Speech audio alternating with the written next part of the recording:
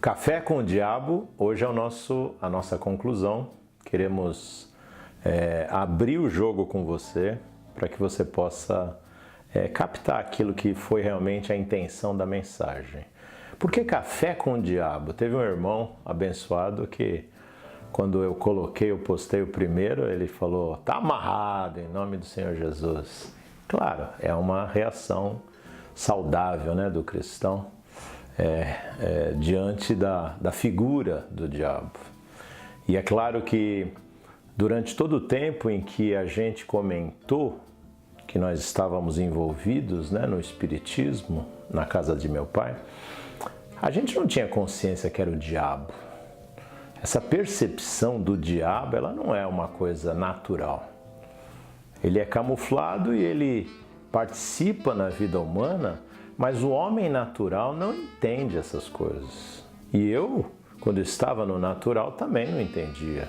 Eu sofria as consequências. Aí a importância é de que, se você, como minha audiência, sofre consequências diabólicas, você sabe do que eu estou falando, né? Quais são as consequências diabólicas? É a opressão, a falta de paz, a insônia, a intranquilidade, a agressividade, o medo, um medo sistêmico, uma violência, uma atitude sistêmica de violência, a cobiça, uma atitude obsessiva na área do sexo, né, que pode ser definido como sexolatria,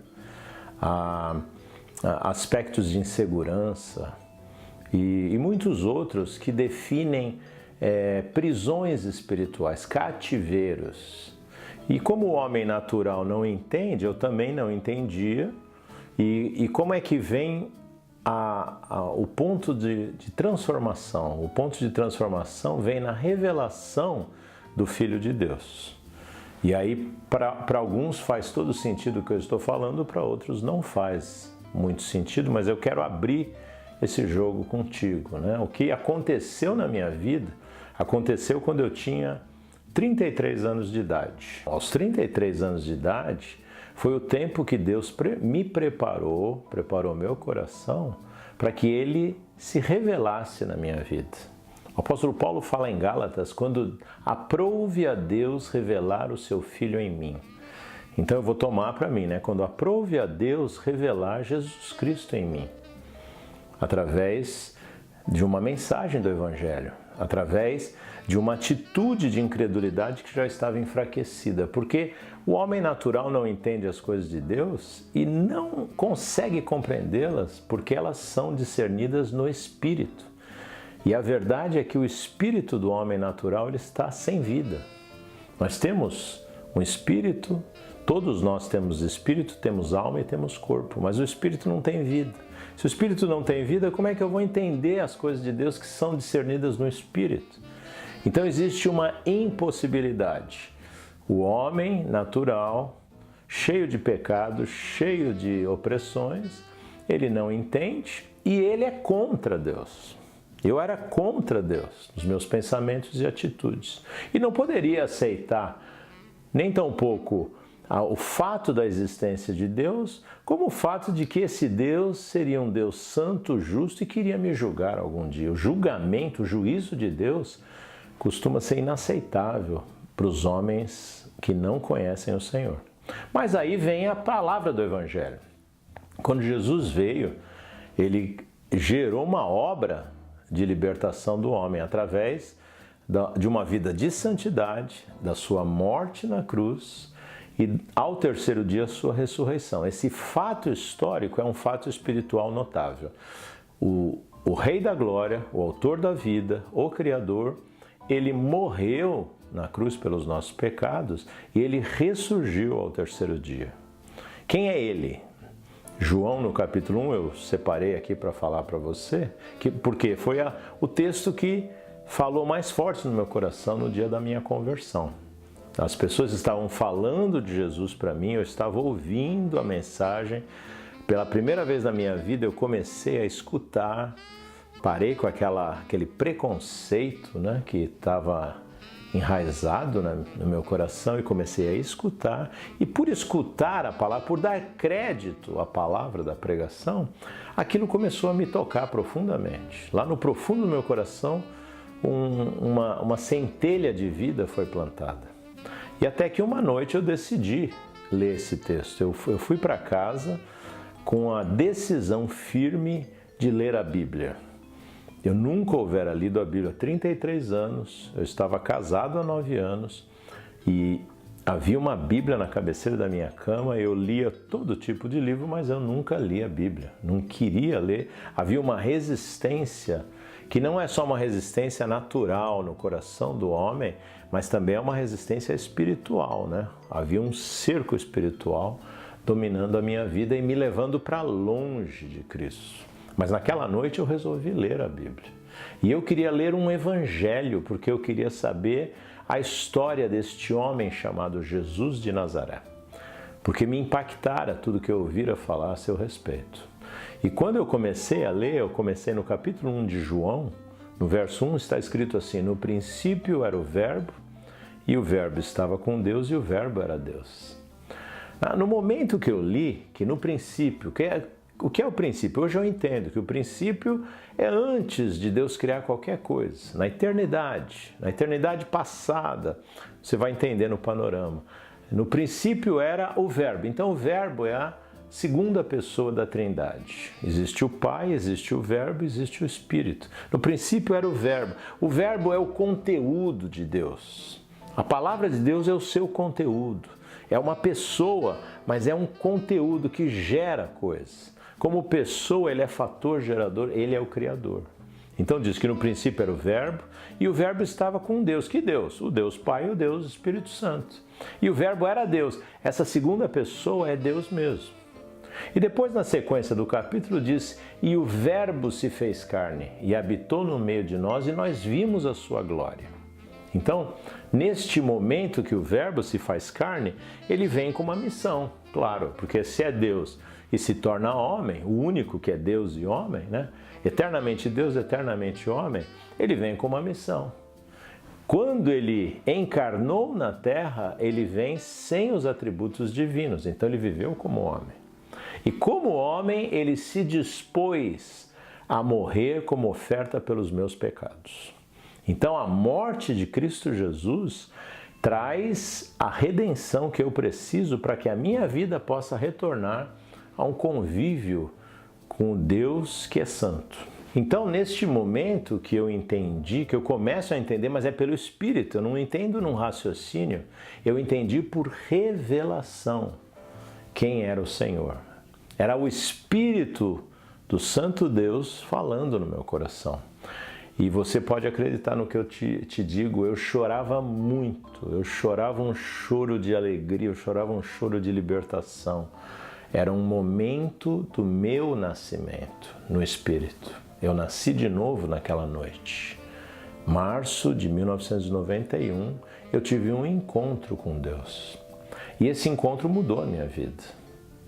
E a partir do momento que eu encontrei o Senhor, que Ele me encontrou, Ele me amou, Ele perdoou os meus pecados e me deu um novo espírito e a habitação do seu Espírito em mim.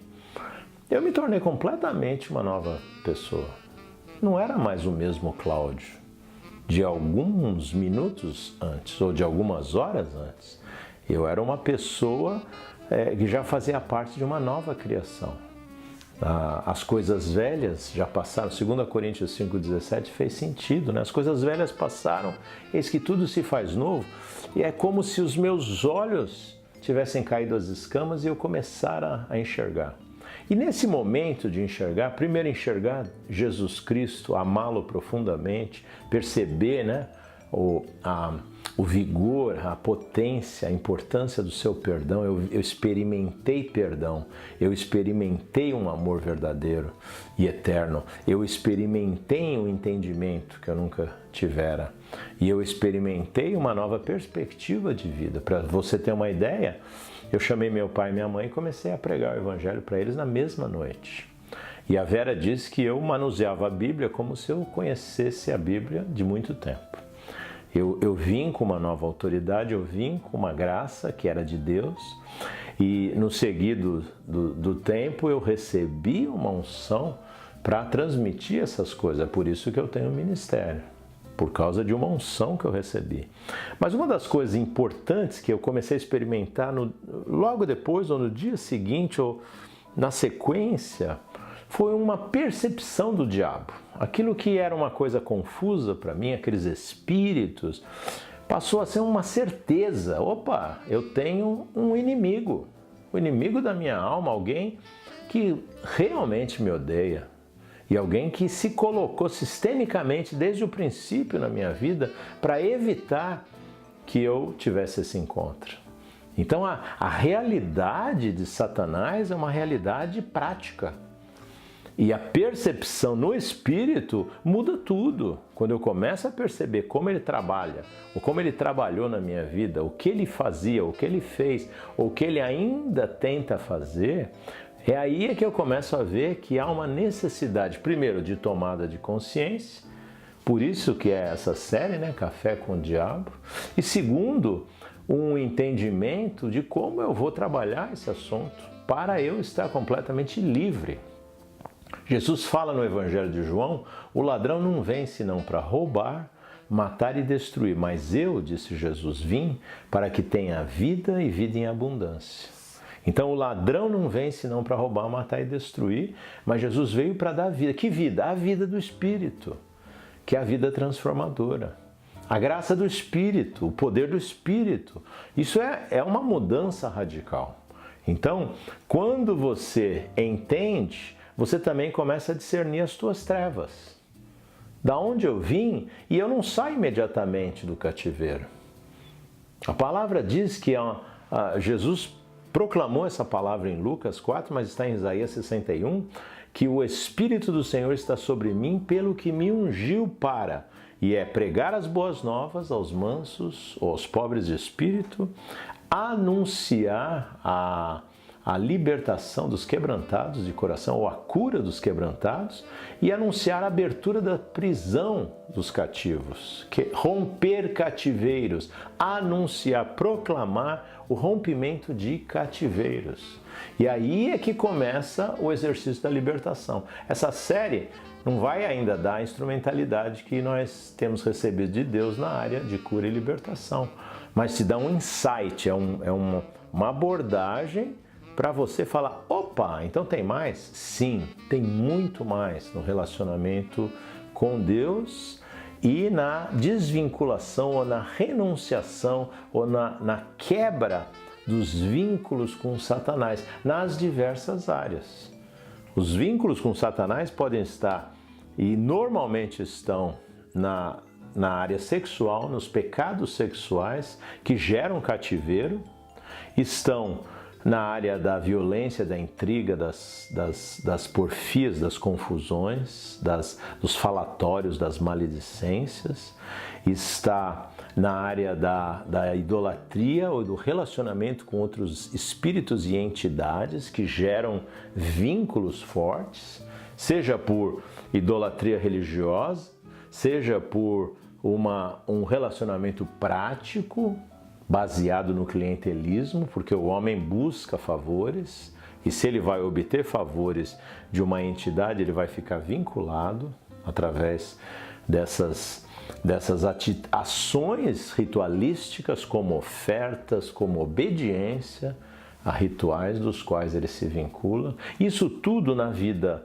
cristã, no entendimento que você tem com Cristo, vai ter que ser trabalhado. Isso não é o assunto dessa série, mas eu quero fechar essa série dizendo que não é o nosso objetivo que você continue vinculado, né?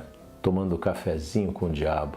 O apóstolo Paulo falou, e eu não quero que vocês façam como gentios. Ele fala assim, essas coisas que os gentios sacrificam, eles não sacrificam a Deus, eles sacrificam aos ídolos e na verdade sacrificam aos demônios. E eu não quero que vocês sejam participantes com os demônios. Ninguém vai ser feliz caminhando com Satanás. E muitas das coisas que hoje nos roubam ou destroem a nossa vida estão associadas a uma parceria com o diabo, quer seja consciente ou inconsciente. O inconsciente ele vai dar uma outra roupagem, mas a essência é parceria com o diabo. O consciente ele se torna o satanista. Ele sabe que ele está caminhando com o diabo e ele está consciente no seu relacionamento com Lúcifer. E nós estamos conscientes do nosso relacionamento com Jesus Cristo, que é o único que liberta, é o único que morreu pelos nossos pecados, é o único que ressuscitou ao terceiro dia e pode nos dar a vida eterna. Então, entrega o teu coração, fala com a tua boca, crê no teu coração, e você vai experimentar um relacionamento maravilhoso com o verdadeiro Deus que te ama. Essa é a nossa mensagem e a conclusão da nossa série Café com o Diabo. Que o Senhor te abençoe. Vamos agora, a partir de agora, tomar um cafezinho com Jesus Cristo, porque Ele é o verdadeiro Senhor. Um abraço e que Deus te abençoe.